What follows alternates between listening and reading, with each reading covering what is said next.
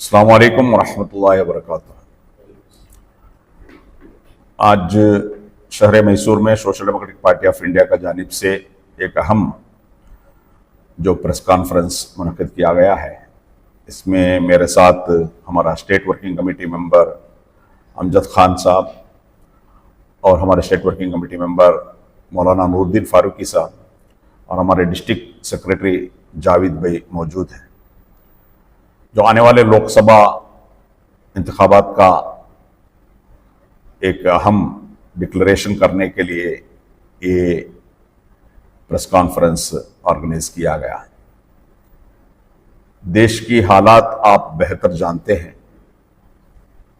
Last 10 साल BJP का हुकूमत आने के बाद इस देश का डेमोक्रेसी को और संविधान को खत्म करने का क्या क्या कोशिशें किया गया और पर्सनल लॉ पर शरीयत पर कैसा मुदाखलत किया गया, नोटबंदी करके इसका इकोनॉमिक सिस्टम को किस्सा खराब किया गया, जीएसटी लागू करके जो हर एक जो एसेंशियल कमोडिटीज का रेट कैसा बढ़ गया, जो हम डेली यूज करने वाला जो गैस है, सिलेंडर है, 400-500 था, अब 900 तक गया। पेट्रोल डीजल का कीमत हो, यानी कि ये जो इतना एसेंशियल कमोडिटीज का हो या कंस्ट्रक्शन मटेरियल का भी जो भी हो, इतना रेट बढ़ गया है। यानी कि एक प्राइस हाइक, एक डेमोक्रेसी को जो दबाने का कोशिश, खत्म करने का कोशिश, दूसरा इधर विपक्ष यानी विरोध पक्ष जो भी है वो नहीं रहना, ऐसा एक साजिश जो ईडी, सीबीआई, एनआईए को मिसयूज करते हुए ऑपोजिशन लीडर्स को खत्म करने का ये कोशिश कर लेकर है। करीब करीब 150 से ज्यादा पॉलिटिकल लीडर्स को टारगेट करके ईडी ने से ये लोग टारगेट किए हैं, अरेस्ट किया है। अभी अभी हाल ही में आपको मालूम है एक हेमंत सोरेन को, जो चीफ मिनिस्टर, उनको अरेस्ट किया गया। दिल्ली का मुख्यमंत्री अरविंद केजरीवाल साहब को अरेस्ट किया गया, खाली एक विटनेस का स्टेटमेंट का बुनियाद पर। उसके बाद आप हम लोग सब देखे हैं जो इलेक्ट्रोल बॉन्ड्स में बहुत बड़ा घोटाला किए हैं। जो लोग ये लोग क्या करेंगे, ईडी रेड करेंगे, आईटी रेड करेंगे, उसके बाद वो कंपनियां इनको इलेक्ट्रोल बॉन्ड का जरिए से पैसा देंगे। ये तफसील से बोलने का एक वक्त नहीं है। यानी कि इंडिया का डेमोक्रेटिक सेटअप को, जुडिशियल सिस्टम को, हमारे जितने भी एजेंसीज है उसको, यानी टोटल सिस्टम को ये लोग मिसयूज किया, खराब किया, बर्बाद किया। और स्पेशली इधर दलित, मुस्लिम, आदिवासी ये लोगों को टारगेट करके उनको नंबर 2 सिटीजन बनाने का एक कोशिश जारी है और यहां तक खत्म नहीं है। आने वाले दिन में अगर वो लोग हुकूमत में आए तो वो लोग खुद बयान कर रहे हैं, हम सीए, एनआरसी लागू करेंगे, कॉमन सिविल कोड लेके आएंगे, ये तमाम चीजें वो लोग, पॉपुलेशन कंट्रोल हम लोग लेके आएंगे, बहुत सारी चीज ये लोग बोल लेकर। तो डेमोक्रेसी नहीं रहेगा, एक ऑटोक्रेसी आएगा, एक इमरजेंसी ऑलरेडी है। तो इसलिए तमाम चीजें नजर रखते हुए social democratic party of India एक अहम डिसीजन हम लोग लिए हैं। कर्नाटका का जो लोकसभा इलेक्शन में हम कंटेस्ट नहीं करेंगे, ये डिसीजन लिया। और दूसरा, फिस्ताही ताकतों को हराने के लिए हम लोग काम करेंगे। फिस्ताही ताकतों को हराने के लिए काम करेंगे। फिस्ताही ताकत को हराने वाला जो स्ट्रांग कैंडिडेट है, स्ट्रांग पार्टी है, उनको हम लोग सपोर्ट करेंगे।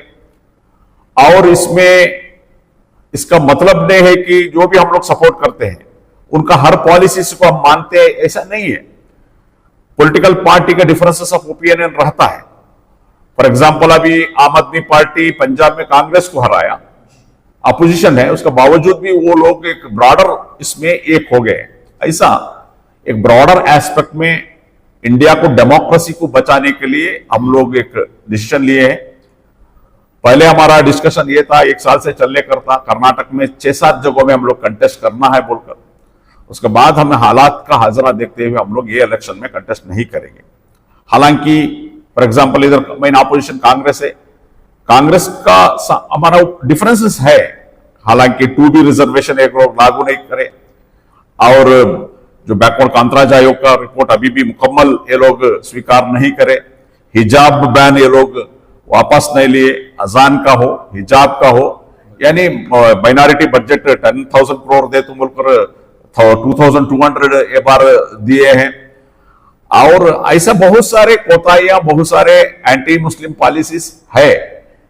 उसके बावजूद भी वो सब डिफरेंसेस रखते हुए भी हम लोग ये बार उसको नजरअंदाज करके या कॉम्प्रोमाइज करके अभी ये इलेक्शन को, तो इलेक्शन के बाद हम लड़ने का है ही, हम लोग पूछने का है ही, तो वो पूछेंगे, हम लोग हमारा हकूक के लिए हम लोग लड़ेंगे।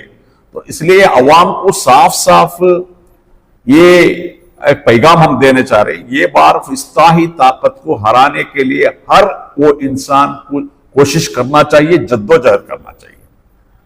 कैसे करना चाहिए? फॉर एग्जाम्पल, क्यों बीजेपी जीत लेकर है, क्यों सेक्युलर पार्टीज हार लेकर है, इसको देखना बहुत जरूरी है। बीजेपी को सपोर्ट करने वाले आरएसएस, बजरंग दल जो भी है, ये लोग, इनका जो भी सपोर्ट का वोट है या इनका वोट है, ये 100% पोलिंग कराएंगे। आरएसएस का, बजरंग दल का एक एक कैडर भी एक एक घर को जाकर वोट दलाएंगे। मगर जो सेक्युलर वोट जो बोलकर है, वो वोट को पोलिंग कराने में पॉलिटिकल पार्टियां फेल्यूर है, हम जनरली हम लोग फेल्यूर हैं। तो ये मद्देनजर रखते हुए ये बार social democratic party of India ये पोलिंग को 100% कराने का कोशिश करना और जद्दोजहद करना, ग्राउंड लेवल में मेहनत करना बोलकर हम लोग डिसीजन लिए। फॉर एग्जाम्पल, अभी एग्जाम्पल मैं बताता हूं, लास्ट पार्लियामेंट इलेक्शन में करीब करीब 50% ही पोलिंग हुआ होगा। ये गए बार असेंबली इलेक्शन में नरसिम्हा राजा में 64.1% ही हुआ, यानी कि 100 में 35 लोग वोट नहीं डाले। मैक्सिमम ये जो वोट है, ये जो सेक्युलर पार्टीज को, यानी अपोजिट बीजेपी का ही मैक्सिमम रहता है, क्योंकि बीजेपी का वोट वो लोग कैसी हालत से दबाएंगे, लेके जाके उनको क्या है, उनका जिम्मेदारी क्या है, लोगों को लेके जाके वोट डालने तक उनका जिम्मेदारी रहता है, जो आरएसएस बीजेपी का उनका क्या रहता है। तो इसलिए मेरा अदबन गुजारिश है, यहां के पॉलिटिकल पार्टी का लीडर्स, कॉरपोरेटर्स, एक्स कॉरपोरेटर्स और सोशल वर्कर्स, तंजीमें, उलेमा तंजीमें, तमाम लोग मिलके 100% पोलिंग कराने का कोशिश हम लोग मिलके करेंगे। एसडीपी आज से ही ऑलरेडी हम लोग फील्ड में, आज से वो लोग मुकम्मल हम लोग ग्राउंड लेवल में इसके लिए काम करेंगे। दूसरा, नॉर्मली इस इलेक्शन में हमारे को एक धोखा होता है, कहीं जानबूझकर होता है, कहीं जाने अनजाने में होता है। ये क्या है? आईडी कार्ड को खरीदना। ये बीजेपी वाले क्या करते हैं, हमारे आईडी कार्ड को खरीदकर वोट को नहीं जाना, वोट बीजेपी को डालना नहीं बोलते वो लोग, आप वोट मत करो। तो उसमें क्या हो गया, कांग्रेस को या अपोजिशन पार्टी को 1- हो गया, अपोजिशन उनको एक 1+ हो गया। तो एक तो आईडी कार्ड खरीदने का काम करेंगे, नहीं तो ये लोग टूर भेजेंगे। टूर बीजेपी वाला आकर नहीं करेगा, बीजेपी का एक एजेंट रहेगा कोई मुसलमान, वो अजमेर के लिए भेजेगा, उम्रा के लिए भेजेगा, फिरने के लिए भेजेगा। ये तमाम चीजें एक सेटअप ये लोग इनडायरेक्टली करेंगे, कोई बीजेपी का लीडर कैडर आके नहीं करेंगे। इसको मुसलमान का कुछ एजेंट्स को, कुछ ब्रोकर्स को ये लोग इस्तेमाल करेंगे। इसका एक अवेयरनेस भी हम लोग को देना है। अदबन उलमा इसके बारे में बहुत, ये जो आने वाले जो कल जो जुम्मा है, जुम्मा का बयान में ये खुसूसी ये चीज बोलना है, यानी कि ये इस देश को बचाने के लिए, शरीयत को बचाने के लिए, हमारा आने वाले नस्ल को बचाने के लिए एक बोलो कि एक जद्दोजहद है, डू और डाई सिचुएशन है। तो कोई भी कॉम्प्रोमाइज इसमें कोई लोग नहीं करना, सब मुत्तफिक होके हम लोग इस काम को अंजाम करना, ये जद्दोजहद करना, 100% वोटिंग पोलिंग कराने का कोशिश करना। दूसरा आकर अभी आप लोग मालूम है जुम्मा के दिन ही ये इलेक्शन रखा गया, ये एक साजिश कर्नाटक में, कई जगह दूसरी जगह में भी। तो इसलिए और पांच छह जो फेज ऑफ इलेक्शन में 3-4 जुम्मा के दिन ही है, तो इसलिए ऑलरेडी चर्चा चल रहे खरे। जितने भी मस्जिद का जिम्मेदार हो, उलमा कराम हो, मेरा रिक्वेस्ट क्या है, इस बार का जो जुम्मा का जो आधा घंटे में खत्म करने का कोशिश करना, बयान वेरी शॉर्ट बयान, वो भी इलेक्शन का रिलेटेड का ज्यादा तवज्जो देके, ज्यादा जोर देके करना, बाकी का तो अरबी खुतबा रहता ही और नमाज, आधा घंटे में इसको खत्म करने का कोशिश ये करना। हालांकि जो अलग अलग टाइम में नमाज का इंतजाम मैसूर सिटी में है, कोई मुश्किल नहीं है, फिर भी इसको थोड़ा हमारे उलमा कराम जिम्मेदार रख के ये भी करना है।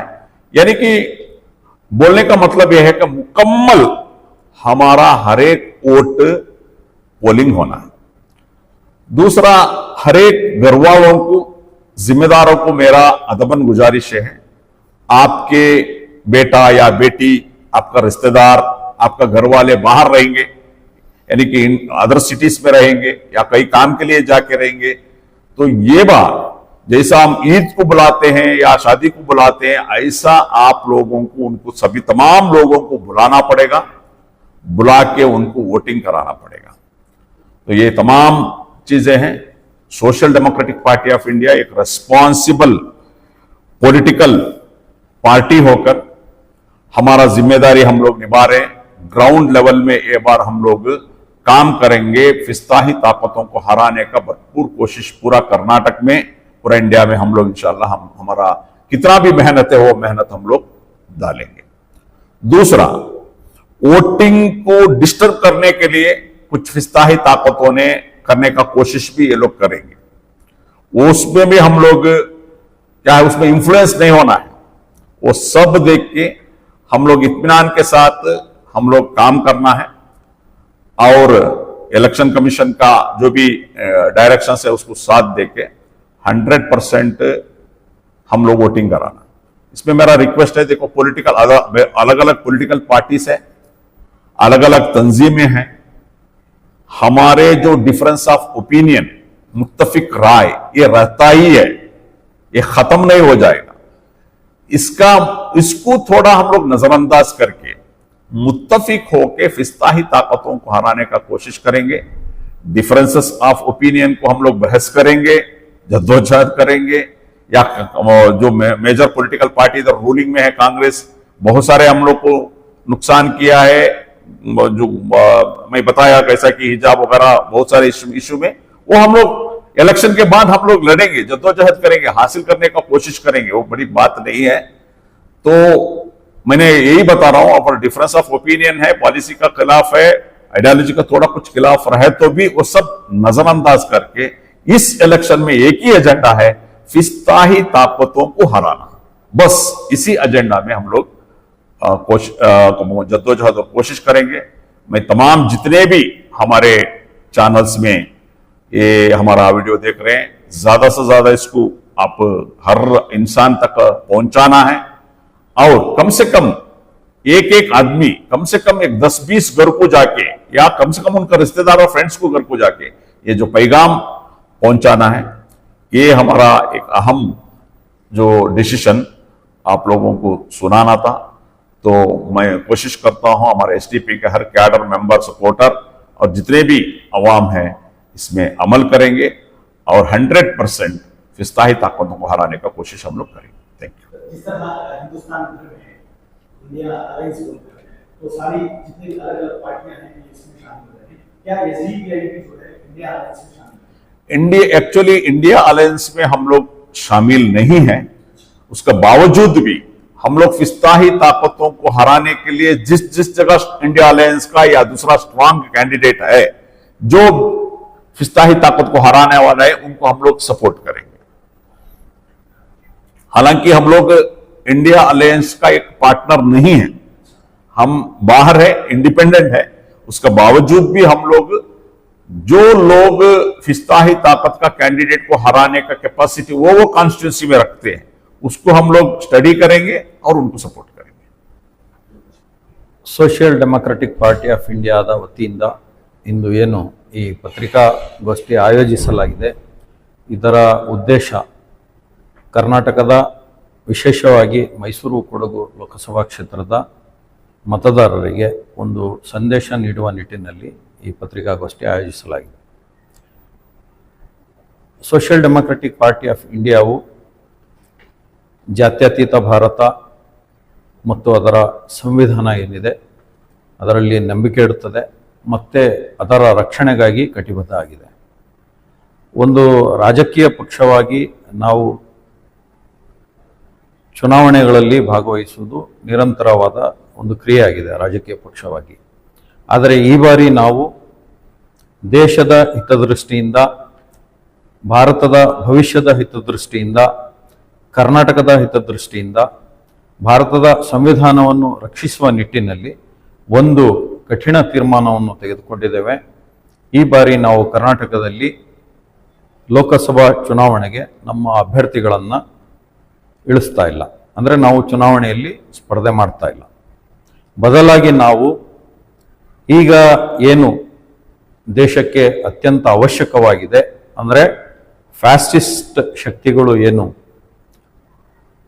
ಅಧಿಕಾರದಲ್ಲಿವೆ ಅವನ್ನು ಅಧಿಕಾರದಿಂದ ಕೆಳಗಡೆ ಇಳಿಸುವಂಥದ್ದು ಇಂದಿನ ತುರ್ತು ಅಗತ್ಯವಾಗಿದೆ.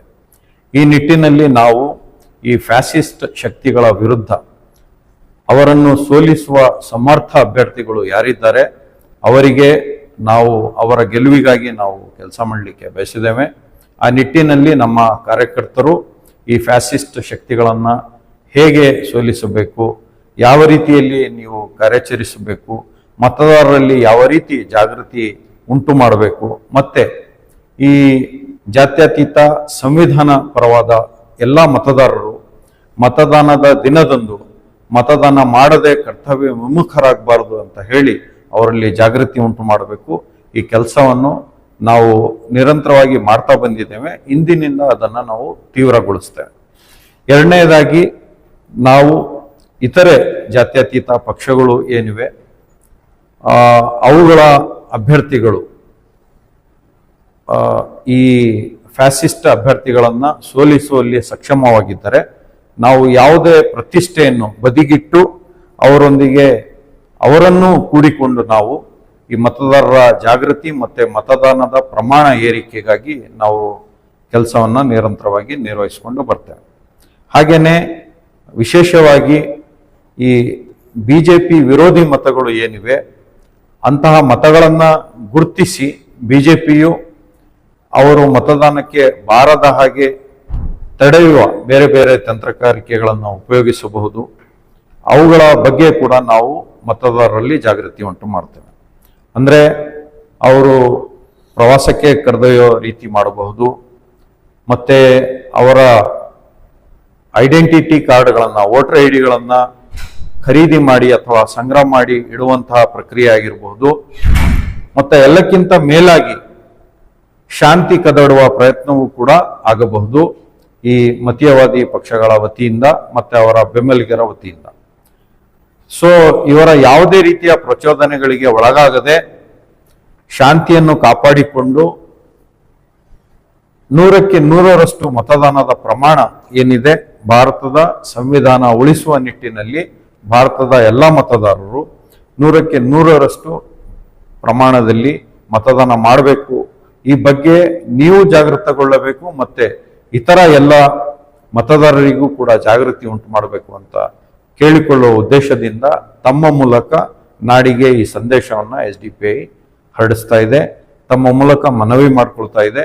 ಮತದಾರರಲ್ಲಿ ಮತ್ತೊಮ್ಮೆ ವಿನಂತಿ, SDPI ಪಕ್ಷದ ವತಿಯಿಂದ ತಾವು ಜಾಗೃತರಾಗಿ ಇತರರಿಗೂ ಜಾಗೃತಗೊಳಿಸಿ ಸಂವಿಧಾನ ರಕ್ಷಿಸುವ ಸಲುವಾಗಿ ಭಾರತದ ಭವಿಷ್ಯ ಕಾಪಾಡುವ ನಿಟ್ಟಿನಲ್ಲಿ ಮತದಾನ ಮಾಡಿ, ಮತ್ತೆ ಯಾರಿಗೆ ಮತದಾನ ಮಾಡಬೇಕು, ಯಾರು ಭಾರತದ ಸಂವಿಧಾನ ವಿರೋಧಿಯಾಗಿದ್ದಾರೆ, ಭಾರತದ ಸಂವಿಧಾನ ಪರವಾಗಿ ಯಾರಿದ್ದಾರೆ ಇದನ್ನ ಸೂಕ್ಷ್ಮವಾಗಿ ಗಮನಿಸಿ ಅವಲೋಕಿಸಿ ನೀವು ವಿಚಾರವಂತರಾಗಿ ಮತದಾನ ಮಾಡಿ ಅಂತ ಅಪೀಲ್ ಮಾಡ್ಕೊಳ್ತೇವೆ. ಧನ್ಯವಾದಗಳು. ನಾನು ಅಮ್ಜದ್ ಖಾನ್, SDPI ರಾಜ್ಯ ಸಮಿತಿ ಸದಸ್ಯ.